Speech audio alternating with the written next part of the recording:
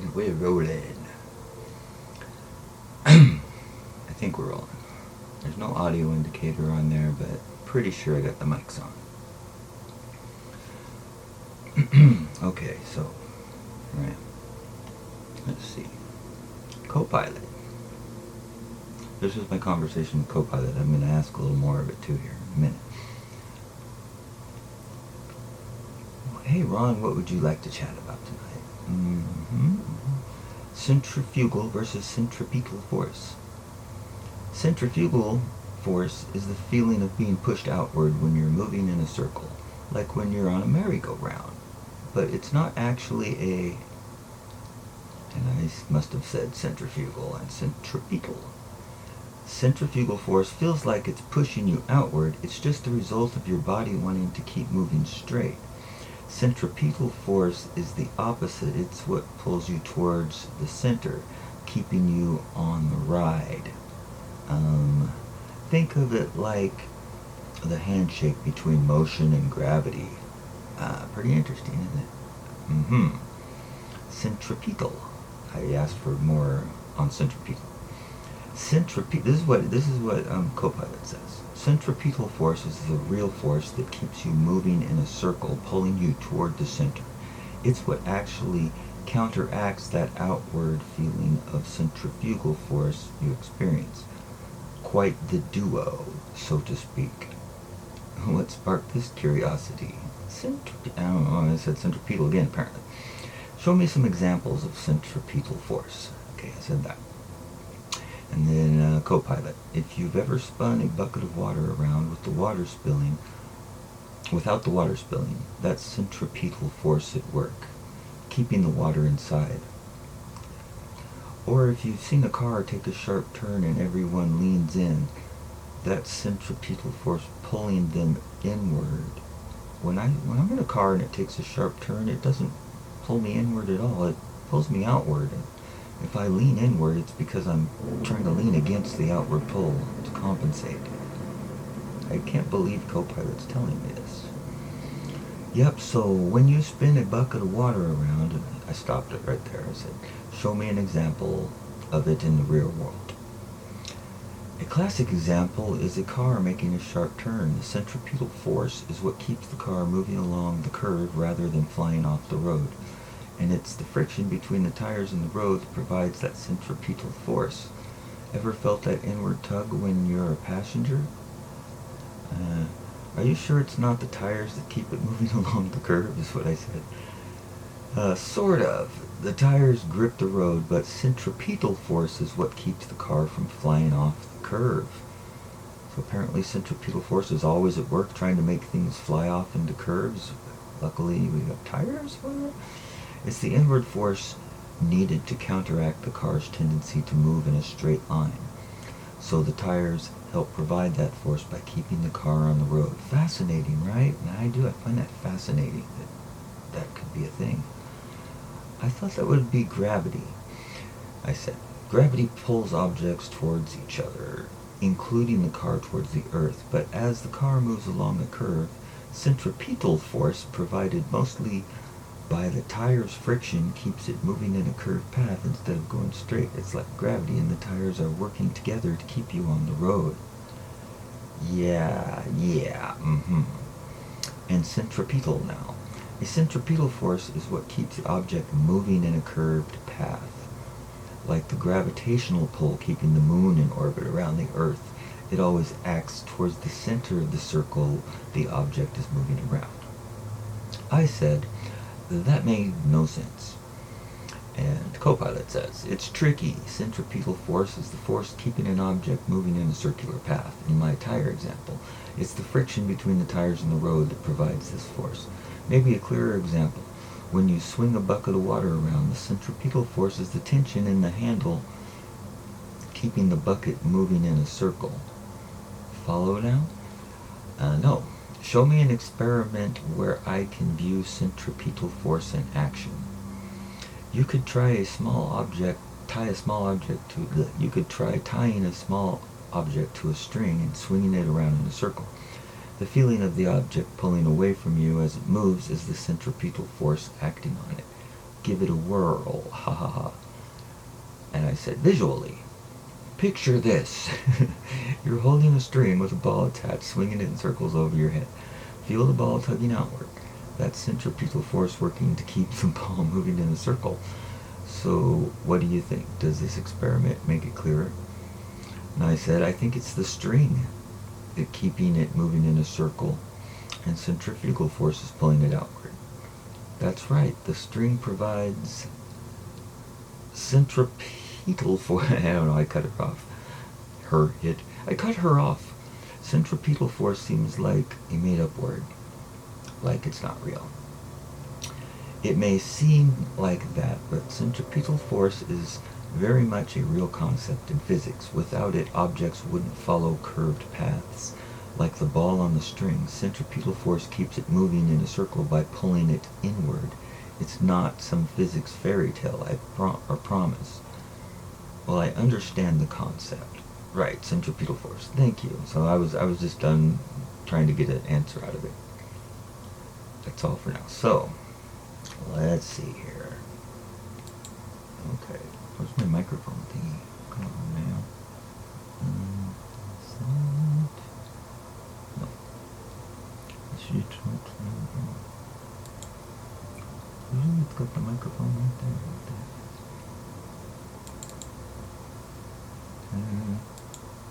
Give me my microphone. Oh, come on now. View history. Okay. I guess I may have to type it using Crow. And my keyboard's not up there. Of course it's not. Of course it's not. Bring the keyboard up real quick. Doobie-doobie-doo. Settings. Accessibility. Keyboard. On-screen keyboard. There we go. Okay. Okay. I wonder why it's not showing the mic. That's annoying. Maybe I got it turned off. I don't know. So this is my question now. How is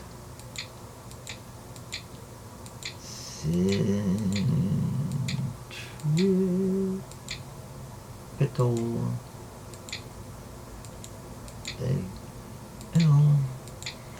false Schwartz? How is centripetal force measured? Seems like a good question. Seems how it's so mysterious. Question mark. There we go. Centripetal force is measured using the formula. Okay, so F sub C is the centripetal force. M is the mass of the object. P is the velocity of the object, and R is the radius of the circular path. Well, that sounds neato. So if you know the mass of the object, how fast it's moving, and the radius of the circle it's traveling in, you can calculate the centripetal force. Simple and precise. That, it can only be calculated, apparently, is what I'm getting. Why won't it give me the damn microphone? Just to be a pain in the butt, I guess. How is that a thing? That still doesn't make any sense. This is how it's measured. It's measured by knowing these other things. Is what they would say. Okay, you know the mass, you know the speed, you know the radius. You can calculate the centripetal force. Because centrifugal force is not a real thing. Okay, how about this? Let's ask another question. What is... Come on, mouse. You're messing with me. This word isn't in the thing either. Centrifugal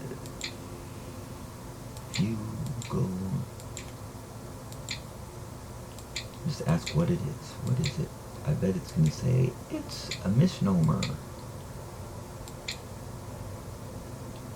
Centrifugal force is the apparent force that seems to push an object outward when it's moving in a circular path. However, it's not a real force acting on the object. It's actually the result of the inertia of the object which wants to move in a straight line. I can follow what they're laying out right there. If something was pulling you into a circular path as you were moving in a straight line, you would go into a circular path, and that thing would have to be a tether generally, like when you're on the merry-go-round and it's a solid merry-go-round and you're sitting on the edge of it. I've never felt a force pulling me inward on a merry-go-round or going around a corner in a car, personally. But this is what they're saying. This is the official word of science. Imagine you're spinning a ball on a string while you're holding the string and swinging the ball. You feel the ball pulling outward. That's the sensation of centrifugal force. It's your perception of the ball's tendency to move in a straight line. Inertia, while the string provides the centripetal force. So strings provide centripetal force, apparently, and make things move in circles. Or the deck of the merry-go-round provides the centripetal force, making it move in circles. It's not that it's made out of steel and it's round and it's rotating. It's that it's the line between the inner and the outer radius as it moves. Am I the only one that can sees that this makes zero sense whatsoever? This is a bullshit story. I'm telling you, it makes no sense. So centrifugal force is more about how we perceive the motion rather than an actual force acting on the object. Does that clear things up a bit? No, it doesn't. It'll just evade. It'll tell me the same thing over and over if I keep asking it in different ways. And so the math nerds out there, I get that, things can be modeled with math. That's fine. But when you swing a ball on a string, it's not some centripetal force that has to be calculated with these other variables in order to discover its value. It's that keeps it going in a circular path. It's the fact that it's on a damn string that keeps it going in a circular path, or the fact that it's a solid thing in the case of rotating a sphere. If you spin a spherical object, you have a line of axis, it rotates, the mass of it is pulled outwards. It's not kept in a circular path because of some unknown centripetal force causing the edges of the spherical ball to turn. And the ball is turning, that's why it has developed centrifugal force. And I'm calling it centripetal force is a bunch of horse shit. You can't even get a straight answer out of Copilot. Hey, all you math geeks, you don't know your ass from a hole in the ground. That's the problem. So, in order to support the fraudulent gravity, we have a fraudulent centripetal force, because we can't just say that gravity pulls towards the center of the Earth ball, right? Because that would not work. Let's see if I can pull this up here real quick. Over here. Do-do-do-do. FEs. Okay. Yes, it's in here. Bear with me one moment. I'm pretty sure it's in here. Where's the picture I'm looking for?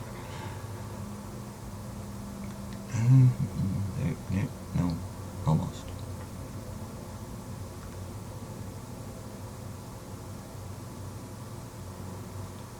Okay, hold on.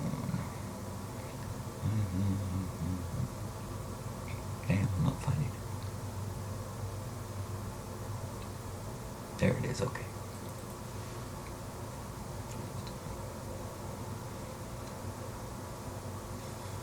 Come on, slow computer. Okay, check it. Here we go. This was a model picture I pulled off of the internet for a model of the galaxies or the universe or something. galactic halo, that's what they call it, the galactic disk, which seemed to, it's the correct model, but it's on the wrong scale. This is the shape of the Earth, as far as I'm concerned. And when they say centripetal force, if this was something turning, you see how, like, no, it doesn't. This isn't the picture I was actually meaning. But, you know, if Earth were a globe,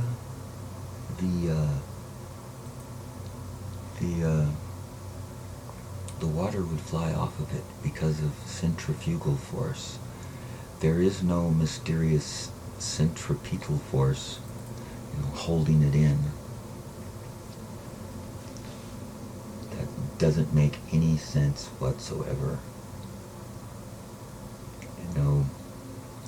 So just imagine we're looking down at the North Pole, and this isn't a flat map. This is the top of a globe, right?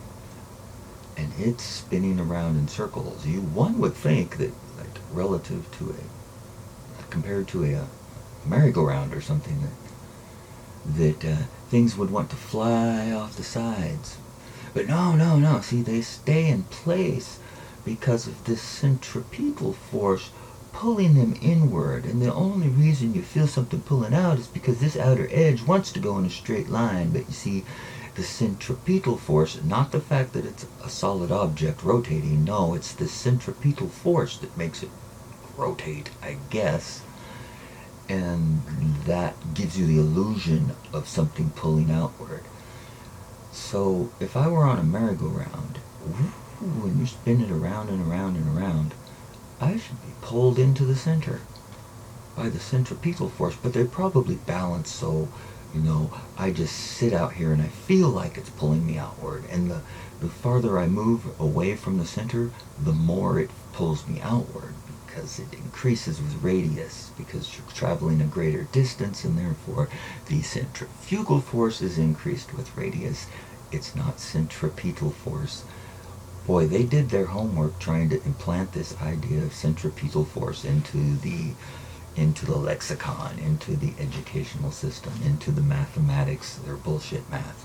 They must have done that a long time ago, because centripetal force has technically been around, or that's what I'm going to ask. Okay, I got a question now. Okay, where to go now? I'm back at this. Okay, other computer. I'm just going to type this one. Who discovered centripetal force? Use the centripetal force, Luke. Centripetal force will be with you, always. The concept of centripetal force was mathematically described by the Dutch Mr. Huygens in 1659. Well, and it's right. Later, Isaac Newton, of course, expanded on this idea and coined the term centripetal force in his. So we got Newton to thank for that. Huygens and Newton. They both got, Huygens got a telescope named after him, peering through the vastness of the vacuum of space to other places. Yeah, right. De mortal corporum in gyrum, on the motion of bodies in an orbit. I don't think know about centripetal force or related concepts. I'm not sure. What should I ask, right? What other way can I ask a question and get an evasive answer from the official narrative? Shoot. I think I pretty much covered it. The only way to calculate it is by using these other things, which are all it's just an equation. You could say that this calculates the centrifugal force pulling outward. I bet it comes out and gives you the same numbers. Yeah, this is some horseshit. All right. I'm calling it. There's no such thing. Thanks.